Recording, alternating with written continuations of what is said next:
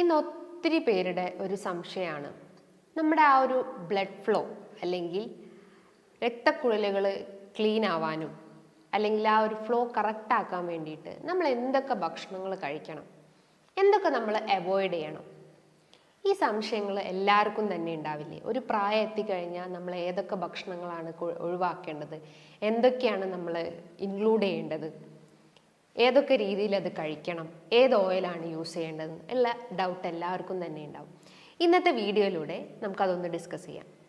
Hi, ഞാൻ doctor Juhi Das, QNB health കെയറിലെ homeopathic ഫിസിഷ്യനാണ്.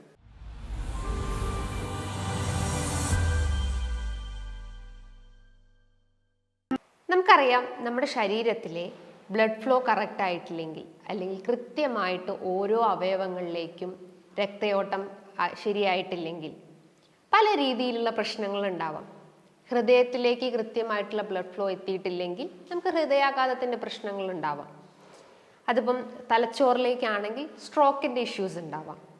അങ്ങനെ ഓരോ അവയവങ്ങൾക്കും കൃത്യമായിട്ട് ബ്ലഡ് സർക്കുലേഷൻ എത്തിയിട്ടില്ലെങ്കിൽ, കൃത്യമായിട്ട് ഓക്സിജൻ എത്തിയിട്ടില്ലെങ്കിൽ പല രീതിയിലുള്ള ബുദ്ധിമുട്ടുകളായിരിക്കും നമ്മൾ ഫേസ് ചെയ്യേണ്ടി വരിക.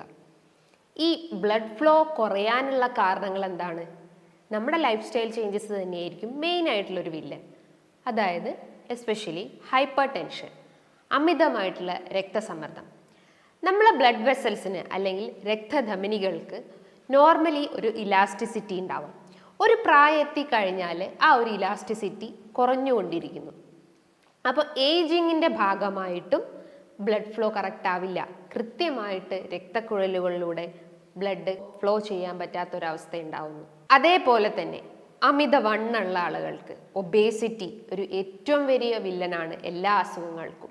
Fatty liver, fibroid, cirrhosis, PCOS, അങ്ങനെ പല രീതിയിലുള്ള എല്ലാ അസുഖങ്ങൾക്കിൻ്റെയും മെയിൻ ഒരു വില്ലനായിട്ട് വരുന്നതാണ് ഒബേസിറ്റി. ഈ ഒരു അമിതവണ്ണം കാരണം കൃത്യമായിട്ട് നമുക്ക് ബോഡി മൂവ്മെൻറ്റ്സ് കൊടുക്കാൻ പറ്റുന്നില്ല, നമുക്കൊരു വർക്ക് എടുക്കാൻ പറ്റുന്നില്ല, മെൻ്റലി നമുക്ക് വീക്കാവുന്നു. അപ്പോൾ അതിൻ്റെ ഭാഗമായിട്ടും നമുക്ക് കൃത്യമായിട്ട് നമ്മളെ ബ്ലഡ് ഫ്ലോ കറക്റ്റ് ആവാത്തൊരവസ്ഥ വരുന്നു. നമ്മുടെ ശരീരത്തിലെ ഓരോ അവയവങ്ങളിലേക്കും രക്തം പമ്പ് ചെയ്യാൻ പറ്റാത്തൊരവസ്ഥ വരുന്നു. മറ്റൊരു പ്രധാനപ്പെട്ട ഒരു കാരണം എന്ന് പറഞ്ഞാൽ നമ്മുടെ ഹാബിറ്റ്സ് എന്ന് പറയുമ്പോൾ എന്താ? സ്മോക്കിംഗ്, പുകവലി. നമുക്കറിയാം, പുക വലിച്ചു കഴിഞ്ഞാൽ 70% അതിൻ്റെ ഫ്യൂംസ് ഡിപ്പോസിറ്റ് ചെയ്യുന്ന നമ്മുടെ ലങ്സിലായിരിക്കാം, ശ്വാസകോശത്തിലാണ്. ബാക്കി 30% നമ്മുടെ ഗട്ടിലേക്കാണ് അത് ട്രാൻസ്ഫർ ചെയ്യുന്നത്. അപ്പോൾ എന്താ? 2 ഓർഗൻസും അവിടെ ഡാമേജ്ഡ് ആണ്. ഒന്ന് നമ്മൾ ലങ്സ് ഡാമേജ്ഡ് ആവും, ലങ് ക്യാൻസർ പോലത്തെ ഇഷ്യൂസ് ഉണ്ടാവാം, ബ്രോങ്കൈറ്റിസ് അല്ലെങ്കിൽ COPD പോലത്തെ പല പ്രശ്നങ്ങളും ഉണ്ടാവും. സെക്കൻഡറി ആയിട്ട് നമ്മുടെ ആ ഒരു ഗട്ട്, അതായത് സ്റ്റൊമക്ക്, ഇൻറ്റസ്റ്റൈൻസ്, ഡിയോഡിനം, ജിജനം പോലത്തെ ഇൻറ്റസ്റ്റൈൻസ് എല്ലാം, അതായത് കുടലെല്ലാം ഡാമേജ് ആവുന്ന ഇഷ്യൂസ് ഉണ്ടാവും. അതുമൂലം എന്താ? അത് ഡാമേജ് ആവാനുള്ള ഒരു കാരണം എന്താണ്? നമ്മുടെ ആ ഒരു ഫ്യൂംസ് അല്ലെങ്കിൽ നിക്കോട്ടിൻ അടങ്ങിയിട്ടുള്ള ആ ഒരു ഫ്യൂംസ് നമ്മുടെ അവയവങ്ങളിലേക്ക് എത്തുന്നു. അപ്പം രക്തക്കുഴലുകൾ ചുരുങ്ങി പോകുന്ന ഒരവസ്ഥ ഉണ്ടാവുന്നു. കൃത്യമായിട്ട് ഓക്സിജൻ സപ്ലൈ ഇല്ലാത്തൊരവസ്ഥ വരുന്നു. അങ്ങനെയാണ് നമുക്ക് സ്മോക്കിംഗ് ഇതിലേക്ക് ലീഡ് ചെയ്യുന്നത് നമുക്ക് പറയാം. അതേപോലെ തന്നെ പ്രമേഹം. ഇന്ന് 70% ആളുകളിലും അഫക്റ്റ് ചെയ്തിട്ടുള്ള ഒന്നാണ് പ്രമേഹം. പ്രമേഹം കുറച്ചുകൂടി കോംപ്ലിക്കേറ്റഡ് ആയിക്കഴിഞ്ഞാൽ അത് നെഫ്രോപ്പതി, റെറ്റിനോപ്പതി പോലത്തെ പല പ്രശ്നങ്ങളും ഉണ്ടാവും. നെഫ്രോപ്പതി എന്താണ്? നമ്മുടെ കിഡ്നിയിൽ ഡാമേജസ് ഉണ്ടാക്കുന്നു. അതായത് എക്സസ് ആയിട്ടുള്ള ഗ്ലൂക്കോസ് കിഡ്നീൻ്റെ അകത്തുള്ള ആ ഒരു കാപ്പിലറീസ് അല്ലെങ്കിൽ ഗ്ലോമറുലസ് പോലത്തെ ആ ഒരു സ്ട്രക്ചർ, കിഡ്നീൻ്റെ അകത്ത് കാണപ്പെടുന്ന ഗ്ലോമറുലൈ, അതായത് ഗ്ലോമറുലൈൻ്റെ ഫങ്ഷൻ എന്താ? ഫിൽട്രേഷൻ. നമ്മൾ ശരീരത്തിൽ ഉണ്ടാവുന്ന ആ ഒരു വാട്ടർ കണ്ടന്റിനെ ഫിൽട്ടർ ചെയ്തിട്ട് അതിനെ യൂറിനേറ്റ് ചെയ്യുന്നതാണ് ഗ്ലോമറുലൈ അല്ലെങ്കിൽ അതിൻ്റെ അകത്തുള്ള ആ ഒരു ഗ്ലോമറസിൻ്റെ ഫങ്ഷൻ എന്ന് പറയുന്നത്. ആ ഒരു ഗ്ലോമറുലസിൻ്റെ അകത്ത് കുഞ്ഞു കുഞ്ഞു കാപ്പിലറീസ് ഉണ്ട്, ചെറിയ ചെറിയ സിരകളുണ്ട്, വെയിൻസും അതേപോലെ തന്നെ ആർട്ടറീസും ബ്ലഡ് വെസൽസും എല്ലാം അടങ്ങിയിട്ടുണ്ട്. അപ്പോൾ ആ വെസൽസിന് ഈ ഒരു ഗ്ലൂക്കോസ് മോളിക്യൂൾസ് അവിടെ പോയി ഡിപ്പോസിറ്റ് ചെയ്യും, അല്ലെങ്കിൽ ഗ്ലൂക്കോസ് അവിടെ കൂടുതലായിട്ടും ഡാമേജസ് വരുത്തുന്നു. അപ്പം എന്താണ്? ആ ഒരു വെസൽസ് അല്ലെങ്കിൽ ആ ഒരു സിരകൾ കംപ്ലീറ്റ് ആയിട്ട് ഡാമേജ് ആവുന്നു. അപ്പം എന്താ? കിഡ്നി ഫെയിലിയർ ആവുന്നു. ഡയബറ്റിക് നെഫ്രോപ്പതി പോലത്തെ കോംപ്ലിക്കേഷൻസ് നമ്മളെ ബോഡിയിൽ ഡെവലപ്പ് ചെയ്യുന്നു. അതുകൊണ്ടാണ് ഈ ഒരു പ്രമേഹ രോഗികൾക്ക് മൂത്രശങ്ക വരുന്നത്. രാത്രി കാലങ്ങളിൽ ഇടയ്ക്കിടയ്ക്ക് യൂറിനേറ്റ് ചെയ്യേണ്ട പ്രശ്നങ്ങൾ ഉണ്ടാവുന്നു. മൂത്രം പോകുന്ന ഒരു ബേണിംഗ് പുകച്ചിൽ അനുഭവപ്പെടുന്നു, ദാഹം കുറഞ്ഞു പോകുന്ന ഒരു അവസ്ഥ ഉണ്ടാവുന്നു, അതായത് വായൊക്കെ ഡ്രൈ ആവുന്ന ഒരു അവസ്ഥ ഉണ്ടാവുന്നു. അതിൻ്റെയൊക്കെ ഒരു റീസൺസ് എന്ന് പറയുന്നത് നിങ്ങളുടെ ശരീരത്തിൽ ബ്ലഡ് ഗ്ലൂക്കോസ് ലെവൽ ഹൈ ആയിട്ടുണ്ടെന്ന് മനസ്സിലാക്കാം. അതേപോലെ തന്നെ മറ്റൊരു പ്രധാനപ്പെട്ട ഒരു വില്ലൻ എന്ന് പറയുന്നത്, നിങ്ങൾ അമിതമായിട്ട് എന്തെങ്കിലും മെഡിസിൻസ് എടുക്കുകയാണെങ്കിൽ, ചില ആളുകൾ പറയും ഞാൻ ഡെയിലി ഒരു 10 ടാബ്ലറ്റ്സ് ഒക്കെ മെഡിസിൻസ് എടുക്കുന്നുണ്ട്, ഒന്ന് ക്രിയാറ്റിൻ, ഒന്ന് യൂറിക് ആസിഡ്, ഒന്ന് കൊളസ്ട്രോൾ കുറയ്ക്കാൻ, ഒന്ന് പ്രഷറിന് വേണ്ടിയിട്ട്. അങ്ങനെ പല രീതിയിലുള്ള ഹൈ ഡോസ് മെഡിസിൻസ് നിങ്ങൾ ഡെയിലി എടുക്കുകയാണെങ്കിൽ തീർച്ചയായിട്ടും നിങ്ങൾക്ക് കിഡ്നി ഫെയിലിയർ ഉണ്ടാവും. പല പഠനങ്ങളും ഇന്നത് തെളിയിച്ചിട്ടുണ്ട്. അപ്പോൾ ഈ ഒരു ഓവർ മെഡിക്കേഷൻസ് അല്ലെങ്കിൽ ടൂ മച്ച് മെഡിക്കേഷൻസ് നമ്മളെ ബ്ലഡ് വെസൽസ് അല്ലെങ്കിൽ രക്തധമനികൾ ബ്ലോക്ക് ആവുന്നു, കൃത്യമായിട്ട് ഓക്സിജൻ സപ്ലൈ എത്താത്തൊരവസ്ഥ വരുന്നു. അപ്പോൾ എന്താ, അവിടെ ഒരു വീക്ക്നെസ് അനുഭവപ്പെടുന്നു. അതുമൂലം നമുക്ക് പല പ്രശ്നങ്ങളും ഡെവലപ്പ് ചെയ്യുന്നു. അതായത് ഹൃദയാഘാതം അല്ലെങ്കിൽ സ്ട്രോക്ക്, ഒരു വശം തളർന്നു പോകുന്ന ഒരു അവസ്ഥ ഉണ്ടാവുന്നു, പാരാപ്ലേജിയ, ചിലപ്പം ലെഫ്റ്റ് സൈഡ് ആവാം അല്ലെങ്കിൽ റൈറ്റ് സൈഡ് ആവാം. അതിൻ്റെയൊക്കെ റീസൺസ് എന്താണ്? നമ്മൾ കഴിക്കുന്ന ഭക്ഷണങ്ങളും കൃത്യമായിട്ടുള്ള ഒരു ഉറക്കമില്ലാത്തതും അതേപോലെ തന്നെ വ്യായാമമില്ലാത്തൊരവസ്ഥയാണ്. മറ്റൊരു പ്രധാനപ്പെട്ട ഒരു റീസൺസ് എന്ന് പറയുമ്പം, എന്തെങ്കിലും ഇൻഫെക്ഷൻസ് നിങ്ങളെ അഫക്റ്റ് ചെയ്തിട്ടുണ്ടെങ്കിൽ, അതായത് വൈറൽ ഇൻഫെക്ഷൻസ് ആവട്ടെ, ചിക്കൻ ഗുനിയ, ഡെങ്കു, അതേപോലെ തന്നെ ഹെപ്പറ്റൈറ്റിസ്, അങ്ങനെ എന്തെങ്കിലും ഒരു ഇൻഫെക്ഷൻസ് നിങ്ങൾ അഫക്റ്റ് ചെയ്തിട്ടുണ്ടെങ്കിലും നിങ്ങളുടെ ശരീരത്തിൽ ബ്ലഡ് ഇൻഡീസസിൽ എന്തെങ്കിലും വേരിയേഷൻസ് ഉണ്ടാവും. മേ ബി പ്ലേറ്റ്ലെറ്റ്സ് കുറഞ്ഞു പോവാം, അല്ലെങ്കിൽ WBC കുറഞ്ഞു പോവാം. അതായത് ഡെങ്കു പോലത്തെ കണ്ടീഷൻസ് ആണെങ്കിൽ പ്ലേറ്റ്ലെറ്റ്സ് റെഡ്യൂസ് ആവുന്നു. അതായത് ഏകദേശം ഒരു 10 ബിലോ പോയി കഴിഞ്ഞാൽ നമ്മൾ ഇൻഫ്യൂഷൻ ചെയ്യണം, എക്സ്റ്റേണലി നമ്മൾ പ്ലേറ്റ്ലെറ്റ് കയറ്റേണ്ട ഒരു അവസ്ഥ വരുന്നു. അതിൻ്റെ ഭാഗമായിട്ടും നമുക്ക് ഈ ഒരു ബ്ലഡ് ഫ്ലോയിൽ എന്തെങ്കിലും ഡാമേജസ് വരുന്നു, അല്ലെങ്കിൽ ബ്ലഡ് ഫ്ലോ കൃത്യമായിട്ടല്ലാത്തൊരവസ്ഥ വരുന്നു. അതേപോലെ തന്നെ മറ്റൊരു പ്രധാനപ്പെട്ട ഒരു കാരണം വെരിക്കോസ് വെയിൻസ്, വെരിക്കോസിറ്റി. അതായത് ബ്ലഡ് ഫ്ലോ കറക്റ്റ് ആവാതെ, അതായത് വാൾസ് കറക്റ്റായിട്ട് പ്രവർത്തിക്കുന്നില്ല. നമുക്കറിയാം ആ ഒരു വീനസ് പൂളിങ് നടക്കണമെങ്കിൽ വാൾസിൻ്റെ സഹായം വേണം. അതായത് ഒരു വെയിൻസിൻ്റെ 2 സൈഡിലായിട്ട് കിടക്കുന്ന ചെറിയൊരു ആർച്ച് പോലെ കിടക്കുന്നതാണ് വാൾസ് എന്ന് പറയുന്നത്. ആ വാൾസിൻ്റെ സഹായത്തോടെയാണ് നമ്മുടെ ഹൃദയത്തിലേക്ക് വെയിൻസിൻ്റെ ഉള്ളിൽ കൂടെ ബ്ലഡ് ഫ്ലോ ഉണ്ടാവുന്നത്. അപ്പോൾ ആ വാൾസിൽ എന്തെങ്കിലും ക്ഷതം സംഭവിക്കുമ്പോൾ, അത് വീക്കാവുമ്പോൾ, പ്രായത്തുമ്പോൾ ചിലപ്പോൾ അത് വീക്കാവാനുള്ള ഒരു ചാൻസസ് ഉണ്ട്. അപ്പോൾ അത് വീക്കായി കഴിഞ്ഞാലും കൃത്യമായിട്ട് ആ ഒരു ബ്ലഡ് സർക്കുലേഷൻ കറക്റ്റ് ആവില്ല. അപ്പോൾ അതുമൂലം അവിടെ ബ്ലഡ് സർക്കുലേഷൻ ഇംപ്രോപ്പർ ആവുന്നു, രക്തം അവിടെ കട്ട പിടിച്ചു കിടക്കുന്നു, അതായത് വെസൽസ് എല്ലാം തടിച്ച് വീർത്തിരിക്കുന്നു. അതിനെയാണ് നമ്മൾ വെരിക്കോസിറ്റി എന്ന് പറയുന്നത്. മറ്റൊരു പ്രധാനപ്പെട്ട ഒരു കാരണം എന്ന് പറഞ്ഞു കഴിഞ്ഞാൽ ഫാമിലി ഹിസ്റ്ററി. നിങ്ങളെ ഗ്രാൻഡ് പാരൻസിനോ അല്ലെങ്കിൽ നിങ്ങളെ അച്ഛനോ അമ്മയ്ക്കോ എന്തെങ്കിലും ഇത്തരം സംബന്ധമായിട്ടുള്ള വെരിക്കോസ് വെയിൻസോ അല്ലെങ്കിൽ ഹൈപ്പർ ടെൻഷനോ പ്രമേഹമോ അതിൻ്റെ ഭാഗമായിട്ടും നിങ്ങൾക്കും ആ ഒരു അസുഖം രൂപപ്പെട്ടെന്ന് മനസ്സിലാക്കാം. ഈ ഒരു കണ്ടീഷൻസ് എല്ലാം നിങ്ങൾ അഫക്റ്റ് ചെയ്തിട്ടുണ്ടെങ്കിൽ നിങ്ങൾ ആദ്യം അത് ക്ലിയർ ചെയ്യാൻ ശ്രമിക്കാം. ഒപ്പം തന്നെ നിങ്ങളൊരു ഡയറ്റും എക്സസൈസും ഫോളോ ചെയ്യാൻ ശ്രമിക്കാം. ഇപ്പം പ്രമേഹ രോഗികളാണെങ്കിൽ ബ്ലഡ് ഷുഗർ കൺട്രോൾ ചെയ്യുന്ന രീതിയിലുള്ള ഡയറ്റ് എടുക്കാൻ ശ്രമിക്കുക. അതായത് കലോറി കുറഞ്ഞിട്ടുള്ള ഭക്ഷണങ്ങൾ, മധുരത്തിൻ്റെ അളവ് കഴിവതും കുറയ്ക്കാം. മധുരം എന്ന് പറയുമ്പോൾ ജസ്റ്റ് ഒരു പഞ്ചസാര മാത്രമല്ല, നിങ്ങൾ കഴിക്കുന്ന ഫ്രൂട്ട്സിലും അതേപോലെ തന്നെ ചോക്ലേറ്റ്സ്, കേക്ക്സ്, പേസ്ട്രി, ബിസ്ക്കറ്റ്സ്, ഇതിൻ്റെ അകത്തൊക്കെ ഹൈ എമൗണ്ട് ഓഫ് ഷുഗർ ഉണ്ട്. ഗ്ലൈസിമിക് ഇൻഡെക്സ് വളരെ കൂടുതലാണ്. അപ്പോൾ എന്താണോ ആ ഒരു റൂട്ട് കോസ് അത് ആദ്യം ക്ലിയർ ചെയ്യാൻ ശ്രമിക്കാം. ഇപ്പം ഹൈപ്പർ ടെൻഷൻ്റെ ഇഷ്യൂസ് ആണെങ്കിൽ ബ്ലഡ് പ്രഷർ കൺട്രോൾ ചെയ്യുന്ന ഭക്ഷണങ്ങൾ എടുക്കാൻ ശ്രമിക്കുക. പാഷൻ ഫ്രൂട്ട്, അതേപോലെ തന്നെ എന്തെങ്കിലും ബെറീസോ വൈറ്റമിൻ സി അടങ്ങിയിട്ടുള്ള ഭക്ഷണങ്ങളൊക്കെ എടുക്കാൻ ശ്രമിക്കുക. അപ്പോൾ എന്താണോ കാരണങ്ങൾ അതാദ്യം നിങ്ങൾ കംപ്ലീറ്റ് ആയിട്ട് അവോയ്ഡ് ചെയ്യാൻ ശ്രമിക്കുക, അല്ലെങ്കിൽ അതാദ്യം ക്ലിയർ ചെയ്യാൻ ശ്രമിക്കുക. ഇനിയിപ്പോൾ എന്തെങ്കിലും ബുദ്ധിമുട്ടുകളായിട്ട് അനുഭവപ്പെടുന്നുണ്ടെങ്കിൽ നിങ്ങൾ എന്തായാലും ഒരു ഡോക്ടറെ കൺസൾട്ട് ചെയ്തിട്ട് അതിനൊരു പ്രോപ്പർ മെഡിസിൻസ് എടുക്കേണ്ടതാണ്. ഇനി ഡയറ്റ് ഫോളോ ചെയ്യുന്ന ആളുകൾ, അല്ലെങ്കിൽ ഡയറ്റ് ഫോളോ ചെയ്യാൻ ആഗ്രഹിക്കുന്ന ആളുകളാണെങ്കിൽ അവരാദ്യം ശ്രദ്ധിക്കേണ്ട കാര്യങ്ങൾ എന്ന് പറയുമ്പം, നമ്മുടെ ശരീരത്തിൽ എന്തെങ്കിലും നീർക്കെട്ടുണ്ടെങ്കിൽ അത് കുറയ്ക്കുന്ന ഭക്ഷണങ്ങൾ എടുക്കാൻ ശ്രമിക്കുക. അതിപ്പോൾ പച്ചക്കറികളാവട്ടെ, ഫ്രൂട്ട്സ് ആവട്ടെ.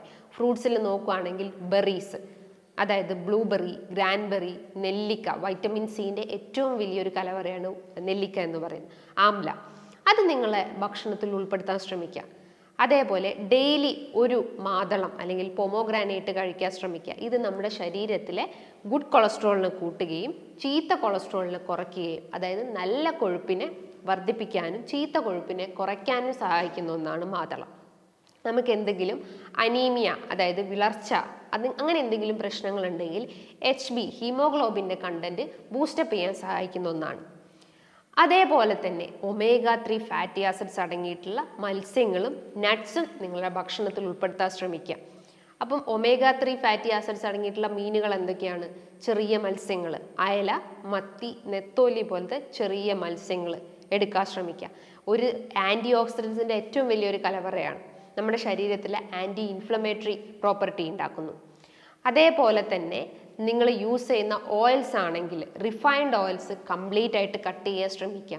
പകരം കോക്കനട്ട് ഓയിൽസോ ജസ്റ്റ് ഒരു ഒലിവ് ഓയിലോ യൂസ് ചെയ്യാൻ ശ്രമിക്കുക. ഇനിയിപ്പോൾ ഫ്രൂട്ട്സും വെജിറ്റബിൾസും കൂടുതലായിട്ട് ഇഷ്ടപ്പെടുന്ന ആളുകളാണെങ്കിൽ നിങ്ങൾ അതൊരു സാലഡ് രൂപത്തിൽ ജസ്റ്റ് ആപ്പിളോ അല്ലെങ്കിൽ എന്തെങ്കിലും ഓറഞ്ചോ അല്ലെങ്കിൽ ഗ്രേപ്സോ മൊസംബിയോ ജസ്റ്റ് ഒന്ന് ചോപ്പ് ചെയ്തിട്ട് അതിൻ്റെ അകത്തേക്ക് ജസ്റ്റ് ഒരു ഡ്രോപ്പ് ഹണി അല്ലെങ്കിൽ ഒരു ഡ്രോപ്പ് ഒലിവ് ഓയിൽ മിക്സ് ചെയ്തിട്ട് ഒരു ഡിന്നറായിട്ട് നിങ്ങൾക്ക് കഴിക്കാം. അപ്പം വയറിനൊരു ഫുൾനെസ് ഫീലിംഗ് ഉണ്ടാവുന്നു.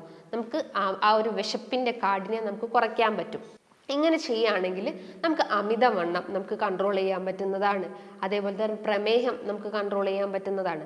പിന്നെ ശ്രദ്ധിക്കേണ്ട ഒരു കാര്യം എന്ന് പറയുമ്പം ഗ്ലൈസീമിക് ഇൻഡെക്സ് കുറഞ്ഞ ഭക്ഷണങ്ങൾ എടുക്കാൻ ശ്രമിക്കുക. ഗ്ലൈസീമിക് ഇൻഡെക്സ് എന്ന് പറയുമ്പോൾ എന്താണ്? അതായത് നമ്മുടെ രക്തത്തിൽ ഷുഗർ ടെൻഡൻസി കൂട്ടുന്ന ഭക്ഷണങ്ങളാണ് ഗ്ലൈസീമിക് ഇൻഡെക്സ് ഫുഡ് ഐറ്റംസ് എന്ന് പറയുന്നത്. അപ്പോൾ അത്തരം ഭക്ഷണങ്ങൾ ഉണ്ടെങ്കിൽ അതൊന്ന് ശ്രദ്ധിച്ചുകൊണ്ട് നിങ്ങളുടെ ഡയറ്റിൽ ഉൾപ്പെടുത്താൻ ശ്രമിക്കുക. നല്ല രീതിയിൽ പയറുവർഗ്ഗങ്ങൾ എടുക്കാൻ ശ്രമിക്കുക. പയറുവർഗ്ഗങ്ങൾ എന്ന് പറയുമ്പോൾ ചെറുപയർ, വൻപയർ, അതേപോലെ തന്നെ തൂവരപ്പരിപ്പ്, അങ്ങനത്തെ എന്തെങ്കിലും പ്രോട്ടീൻ റിച്ച് ആയിട്ടുള്ള ഭക്ഷണങ്ങൾ നിങ്ങൾക്ക് എന്തെങ്കിലും തോരനായിട്ടോ അല്ലെങ്കിൽ ജസ്റ്റ് ഒന്ന് റോസ്റ്റ് ചെയ്തിട്ടോ ഒന്ന് കഴിക്കാവുന്നതാണ്, അല്ലെങ്കിൽ മുളപ്പിച്ച് കഴിക്കാവുന്നതാണ്. ഇപ്പോൾ പ്രഗ്നൻ്റ് ആയിട്ടുള്ള സ്ത്രീകൾക്കൊക്കെ അത് മുളപ്പിച്ച് കഴിക്കുന്നത് ഏറ്റവും നല്ലതാണ്. അത് ബേബിക്കും അതേപോലെ തന്നെ മദറിനും ഇമ്പോർട്ടൻ്റ് ആയിട്ടുള്ള ഒന്നാണ്. അതേപോലെ തന്നെ നിങ്ങളുടെ ഡയറ്റിൽ ടൊമാറ്റോ, തക്കാളി ഉൾപ്പെടുത്താൻ ശ്രമിക്കുക. ഡെയിലി ഒരു തക്കാളി വെച്ചിട്ടെങ്കിലും നിങ്ങൾ കഴിക്കാൻ ശ്രമിക്കുക. അതായത് ഇതിൻ്റെ അകത്ത് ലൈക്കോപ്പിൻ എന്ന് പറഞ്ഞ കണ്ടന്റ് ഉണ്ട്. ഈ ഒരു കണ്ടന്റ് നമ്മളെ രക്തധമനികളെ ക്ലിയർ ആക്കുന്നു, അല്ലെങ്കിൽ ആ ഒരു ബ്ലഡ് ഫ്ലോ കറക്റ്റ് ആക്കുന്നു, അല്ലെങ്കിൽ ബ്ലഡിൻ്റെ ആ ഒരു ബ്ലഡ് ഫ്ലോൻ്റെ ഇലാസ്റ്റിസിറ്റി അല്ലെങ്കിൽ ബ്ലഡ് വെസൽസിൻ്റെ ഇലാസ്റ്റിസിറ്റി കൂട്ടാൻ സഹായിക്കുന്നു. അപ്പോൾ ഡെയിലി നിങ്ങളെ ഭക്ഷണത്തിൽ തക്കാളി ഉൾപ്പെടുത്താൻ ശ്രമിക്കുക. അതേപോലെ തന്നെ ഒനിയൻ, ഉള്ളി നിങ്ങളുടെ ഡയറ്റിൽ ഉൾപ്പെടുത്താൻ ശ്രമിക്കുക. ഇത്തരം കാര്യങ്ങൾ നിങ്ങൾ കൃത്യമായിട്ട് ഫോളോ ചെയ്ത് കഴിഞ്ഞാൽ നിങ്ങൾക്ക് ആ ഒരു നീർക്കെട്ടിൻ്റെ പ്രശ്നങ്ങളോ അല്ലെങ്കിൽ എന്തെങ്കിലും ഹൃദയ സംബന്ധമായിട്ടുള്ള ബുദ്ധിമുട്ടുകളൊക്കെ ഉണ്ടെങ്കിൽ നിങ്ങൾക്ക് അത് കുറയ്ക്കാൻ പറ്റുന്നതാണ്. ഇതോടൊപ്പം തന്നെ എന്ത് ചെയ്യണം? നമ്മൾ എക്സസൈസ് ഫോളോ ചെയ്യണം. എക്സസൈസ് എന്ന് പറയുമ്പോൾ എന്താ? ശരീരഭാരം കുറയ്ക്കുന്ന രീതിയിലുള്ള വർക്കൗട്ട് ചെയ്യുക. നന്നായിട്ട് ശരീരം വേർക്കുക. രാവിലെയും വൈകിട്ടും നിങ്ങൾ നല്ല പോലെ വർക്കൗട്ട് ചെയ്യാൻ ശ്രമിക്കുക. ഉറക്കം ഏറ്റവും വലിയൊരു ഇമ്പോർട്ടൻ്റ് ആയിട്ടുള്ള ഒന്നാണ്. അതായത് ഒരു 8 മണിക്കൂർ അല്ലെങ്കിൽ ഒരു 7 മണിക്കൂർ, രാത്രി ഒരു 10:30 കിടന്നിട്ട് ഒരു കാലയിൽ ഒരു 5 മണിക്കോ അല്ലെങ്കിൽ ഒരു 4 മണിക്കോ എഴുന്നേൽക്കാൻ ശ്രമിക്കുക. രാവിലെ എഴുന്നേറ്റാൽ ഉടനെ തന്നെ ബ്രഷ് ചെയ്യുന്നതിൻ്റെ മുൻപായിട്ട് വെറും വയറ്റിൽ ഒരു ഗ്ലാസ് തിളപ്പിച്ചാറിയ വെള്ളം കുടിക്കുക. അതിൻ്റെ അകത്തേക്ക് ജസ്റ്റ് ഒന്നും മിക്സ് ചെയ്യേണ്ട ആവശ്യമില്ല. അപ്പോൾ തന്നെ നമുക്കൊരു എനർജി ഫീലിംഗ് ഉണ്ടാവുന്നു. ദഹനം കുറച്ചുകൂടി ഒന്ന് ഇമ്പ്രൂവ് ആവും. നമുക്ക് ടോയ്ലറ്റിൽ പോകാനുള്ള പ്രശ്നങ്ങളൊക്കെ ഉണ്ടെങ്കിൽ അത് നമുക്ക് ഈ ഒരു മെത്തേഡിലൂടെ നമുക്ക് കുറയ്ക്കാൻ പറ്റുന്നതാണ്. ഇനിയിപ്പം മോർണിംഗ് സെക്ഷൻ ആണെങ്കിൽ ഒരു 7 മണീൻ്റെ ഉള്ളിൽ നിങ്ങൾ ബ്രേക്ക്ഫാസ്റ്റ് കഴിക്കാൻ ശ്രമിക്കുക. വിത്തിൻ ഒരു 7:30 അല്ലെങ്കിൽ 8ൻ്റെ ഉള്ളിൽ ബ്രേക്ക്ഫാസ്റ്റ് കഴിക്കാൻ ശ്രമിക്കുക. അതിൻ്റെ അകത്ത് ഈക്വൽ എമൗണ്ട് ഓഫ് പ്രോട്ടീൻസും വിറ്റമിൻസും ഫൈബറും ഉൾപ്പെടുത്താൻ ശ്രമിക്കുക. ഒരു 11 മണിയാകുമ്പം എന്തെങ്കിലും ഒരു സ്നാക്സ് എന്ന് പറയുമ്പോൾ ചായ തന്നെ കുടിക്കണം എന്നില്ല. എന്തെങ്കിലും ഒരു നട്ട്സ് ഐറ്റംസോ, ഒരു ബദാമോ, ഒരു വാൽനട്ടോ, അല്ലെങ്കിൽ ഒരു പിസ്തയോ എന്തെങ്കിലും ഒന്ന് കഴിക്കാൻ ശ്രമിക്കുക. അല്ലെങ്കിൽ ഒരു ജ്യൂസ് ഐറ്റംസ് എന്തെങ്കിലും ഒന്ന് കഴിക്കാൻ ശ്രമിക്കുക. അല്ലെങ്കിൽ ഒരു ഫ്രൂട്ട്സ് ജസ്റ്റ് ഒരു സാലഡ് ആക്കിയിട്ടോ വെജിറ്റബിൾ സാലഡ് ആക്കിയിട്ടോ കഴിക്കാൻ ശ്രമിക്കുക. കറക്റ്റ് ഒരു 1 o'clock ആകുമ്പം നിങ്ങളുടെ ലഞ്ച് മെയിൻറ്റെയിൻ ചെയ്യാൻ ശ്രമിക്കുക. അതായത് ഫിഷ് ഐറ്റംസ് എടുക്കാം, ചിക്കൻ ഐറ്റംസ് എടുക്കാം. ചിക്കൻ്റെ അകത്ത് ലീൻ പ്രോട്ടീൻസ് ഉണ്ട്. അപ്പം നമ്മുടെ ആ ഒരു മാസ് സ്ട്രെങ്ത് കൂട്ടുന്നു. എന്തെങ്കിലും നീർക്കെട്ടിൻ്റെ പ്രശ്നങ്ങളുണ്ടെങ്കിൽ അതിനെ കുറയ്ക്കാൻ പറ്റുന്നതാണ്. ചെറിയ മത്സ്യങ്ങൾ നിങ്ങൾക്ക് ബോയിൽ ചെയ്ത് കഴിക്കാവുന്നതാണ്. ഫ്രൈഡ് ഐറ്റംസ് കഴിവതും കുറയ്ക്കാൻ ശ്രമിക്കുക. ഫ്രൈ ചെയ്യുകയാണെങ്കിൽ തന്നെ കോക്കനട്ട് ഓയിലിൽ ജസ്റ്റ് ഒന്ന് ഫ്രൈ ചെയ്തെടുക്കാം. അതേപോലെ ഒരു 4 മണിയാകുമ്പം നിങ്ങൾ എന്തെങ്കിലും ഒരു സ്നാക്സ് ഉൾപ്പെടുത്താൻ ശ്രമിക്കുക. ചായ കുടിക്കേണ്ടവരാണെങ്കിൽ ഡെയിലി 1-2 ഗ്ലാസ് ചായ കുടിക്കാവുന്നതാണ്. ആ ഒരു എനർജി ഫീലിംഗ് തരാനും ആ ഒരു ഉന്മേഷം തരാൻ വേണ്ടിയിട്ട് നിങ്ങൾക്ക് ഡെയിലി ഒരു 1-2 ഗ്ലാസ് കുടിക്കാവുന്നതാണ്. ഒരു 7 മണി അല്ലെങ്കിൽ ഒരു 8 മണീൻ്റെ ഉള്ളിൽ നിങ്ങൾ ആ ഒരു ഡിന്നർ മെയിൻറ്റെയിൻ ചെയ്യുക. ഡിന്നർ എന്ന് പറയുമ്പോൾ എന്താ? ഹെവി ആയിട്ട് കഴിക്കണം എന്നല്ല, മിതമായ രീതിയിൽ എന്തെങ്കിലും ഒരു സാലഡ്സോ, അതിപ്പോൾ വെജ് സാലഡ്സ് ആവട്ടെ ഫ്രൂട്ട് സാലഡ്സ് ആവട്ടെ, അങ്ങനെ എന്തെങ്കിലും ഒരു സാലഡ്സ് ആക്കിയിട്ട് കഴിക്കാൻ ശ്രമിക്കുക. ഈ കാര്യങ്ങൾ നിങ്ങൾ ഡെയിലി ഒന്ന് ഫോളോ ചെയ്ത് നോക്കൂ. അപ്പോൾ നിങ്ങൾക്ക് ഒരു എനർജി ഫീലിംഗ് ഉണ്ടാവുന്നു. അതോടൊപ്പം തന്നെ എന്തെങ്കിലും ഒരു ഹോബീസ് മെയിൻറ്റെയിൻ ചെയ്യുക. ഒന്ന് പാട്ട് കേൾക്കാൻ ശ്രമിക്കുക, അല്ലെങ്കിൽ ഒരാളോട് നന്നായിട്ട് സംസാരിക്കാൻ ശ്രമിക്കുക, ജസ്റ്റ് ബുക്സ് വായിക്കുക. അപ്പം തന്നെ നമ്മളെ മൈൻഡൊക്കെ ഒന്ന് റിലാക്സ് ആവുകയും നമുക്കൊരു ആ ഒരു ഫുൾനെസ് ഫീലിംഗ്, അല്ലെങ്കിൽ എല്ലാം നമുക്കൊന്ന് സന്തോഷമായി എന്നുള്ളൊരു ഫീലിംഗ് നമുക്ക് തരും. ഈ കാര്യങ്ങൾ നിങ്ങൾ കൃത്യമായിട്ട് ഫോളോ ചെയ്ത് കഴിഞ്ഞാൽ ഒരുവിധം അസുഖങ്ങൾ നമുക്ക് കൺട്രോൾ ചെയ്യാൻ പറ്റുന്നതാണ്. ഇതുമായി ബന്ധപ്പെട്ട് നിങ്ങൾക്ക് എന്തെങ്കിലും ഡൗട്ടുകൾ ഉണ്ടെങ്കിൽ താഴെ കാണുന്ന നമ്പറിൽ കോൺടാക്റ്റ് ചെയ്യാവുന്നതാണ്. നല്ലൊരു ഹെൽത്ത് ടോപ്പിക്കുമായി വീണ്ടും കാണാം. താങ്ക്